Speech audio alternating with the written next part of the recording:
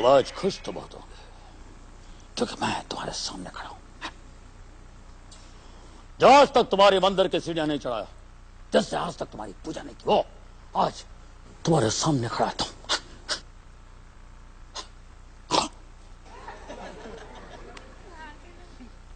जमता नहीं अपने को। ये अमिताभ बच्चन जी की आवाज अपने से होता नहीं है, लेकिन एक आर्टिस्ट है जो बेहतरीन तरीके से अमित जी को कॉपी करते हैं। सुदेश भोसले वो आज हमारे साथ हैं। सुदेश जी, आपका बहुत बहुत स्वागत है हमारे स्टूडियो में। इतने सुरीले आर्टिस्ट हैं आप, जितना अच्छा गाते हैं उतना ही अच्छा आप कॉपी भी कर लेते हैं। आप तो प्लेबैक सिंगरों की कॉपी करते हैं, किसी की भी आवाज में गा सकते हैं आप, लेकिन एक्टरों की आवाजें टिपिकल संजीव कुमार जी, अमिताभ बच्चन जी, अनुपम खेर, असरानी भाई परफेक्ट कॉपी करते हैं। इस टैलेंट का पता कैसे चला आपको? एक दिन जो अचानक एक ऊपर वाले ने देन मुझे दिया, मुझे महसूस हुआ। मुकद्दर का सिकंदर फिल्म देखी और दूसरे दिन जब स्कूल गया तो स्कूल में एक लड़की को देखकर अचानक बोला, ए जोराजान दरवाजा खोल दे।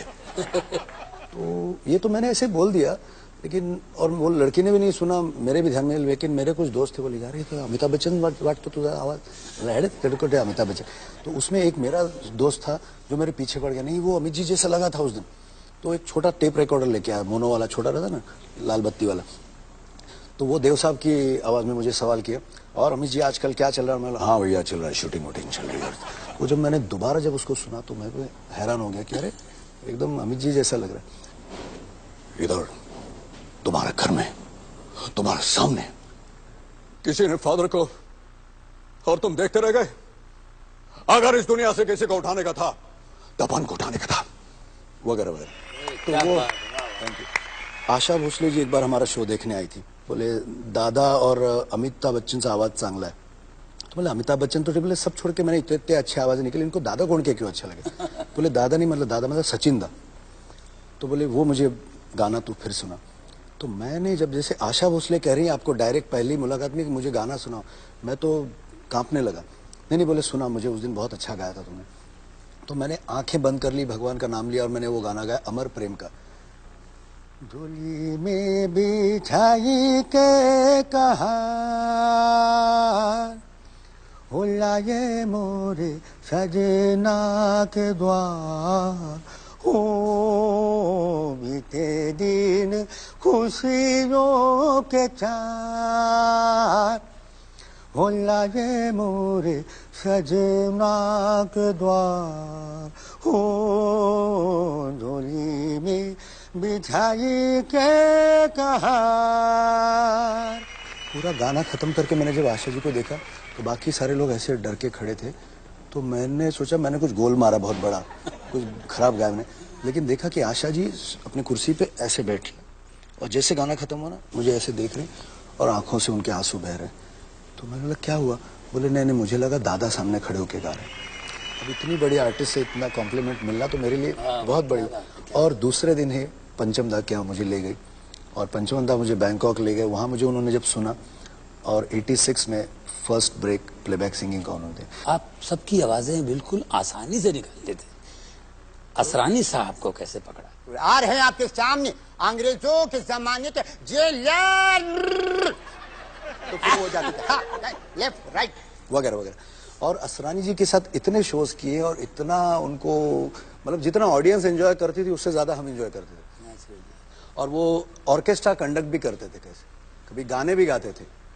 अब जैसे अब आप सुनेंगे लता मंगेशकर को आशा भोसले की आवाज में, तो ऑडियंस भी बोले, और ऑर्केस्ट्रा को वो करने का। और नॉर्मली टाइमिंग कैसे दिया जाता है, 1 2 3 4 ऐसे गाना शो। तो अब आप सुनेंगे पर्दे में रहने दो, पर्दा ना उठाओ, पर्दा जो उठ गया you know what will happen. और ऑर्केस्ट्रा कर 1 और म्यूजिशियन रुके भी 2 3 ये क्या टाइमिंग, 4 गाना होता ही नहीं था आगे। सारे कॉन्गो से म्यूजिशियन आगे गिर जाता था, गिटारिस्ट गिटार फेंक के भाग जाता था। और उसके साथ मैंने एक जो बहुत ज्यादा एंजॉय किया है अमित जी और असरानी के अलावा, वो है अजीत साहब को। तुम्हें गलतफहमी हुई है प्रभाकर, मैं भला ऐसे देशद्रोही गिरोह के बारे में क्या जानकारी रख सकता हूं? मैं तो इनका दोस्त हूं, बल्कि इनके दुश्मनों का भी दुश्मन हूं। हर चीज के दुश्मन है आप, दोस्ती के नकाब में छुपे हुए सबसे खतरनाक दुश्मन। इस बात की समझ मुझे उस वक्त आई जब रघु को आपने जान से मरवा दिया। मैंने? क्या तुम्हें मेरे इन हाथों पर खून लगा नजर आता है? आपके हाथों पे नहीं बल्कि मुझे आपके मुंह पे खून लगा नजर आता है। मैं तुम्हारा अंकल हूं बेटे। हो नहीं थे। आप ये न समझना कि एक रघु के मर जाने से आपके खिलाफ सारी गवाहियां जाती रही। मैं जमीन आसमान एक करके भी आपके खिलाफ सारे सबूत इकट्ठा करूंगा, तब आपसे बात करूंगा। Goodbye. पानी के बिना मछलियां कैसे तड़प रही हैं? जी हाँ, ठीक उसी तरह से जिस तरह से देश का बच्चा बच्चा अनाज के बिना भूख से तड़प रहा है। और ये नीच काम करना बहुत अच्छी तरह जानते, लेकिन ये मत भूलिएगा थे दीनदयाल कि एक दिन यही नंगा भूखापन जवानी के जोश में आएगा। उस दिन दिल में बदले की आग होगी जो आप जैसे सेठों के पेट को फाड़ कर चिल्ला चिल्ला कर कहेंगे, फाड़ जैसे भेड़ियों को, चीर जैसे गद्दारों को। तब इंसान तो क्या भगवान भी तुम्हारी मदद नहीं करेंगे। बड़ी बड़ी बातें करना तो हमें भी बहुत आती है प्रभाकर, लेकिन शायद तुम जानते नहीं कि सारा शहर मुझे लॉयन के नाम से जानता है, और इस शहर में मेरी हैसियत वही है जो जंगल में शेर की होती है। मानता हूं कि लोग आपको एक शेर के नाम से जानते हैं, लेकिन ये मत भूलिएगा सेठ दीनदयाल कि जब शेर आदमखोर बनता है तो सरकार उसे गोली का निशाना बनाकर कुत्ते की मौत मारती है। और इस बार शेर के शिकारी का नाम है प्रभाकर श्रीवास्तव। Good bye. बहुत बोलता है। Wish him all the best.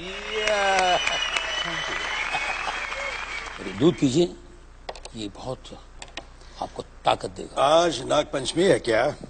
फरस नाग का दूध क्यों पिला रहा हो? यहाँ आपके इस जॉनी रो शो में जॉनी आलर में एक बिल्ली भी घूम रही है। उसके नाम से हम दूध पी लेते हैं। Cheers.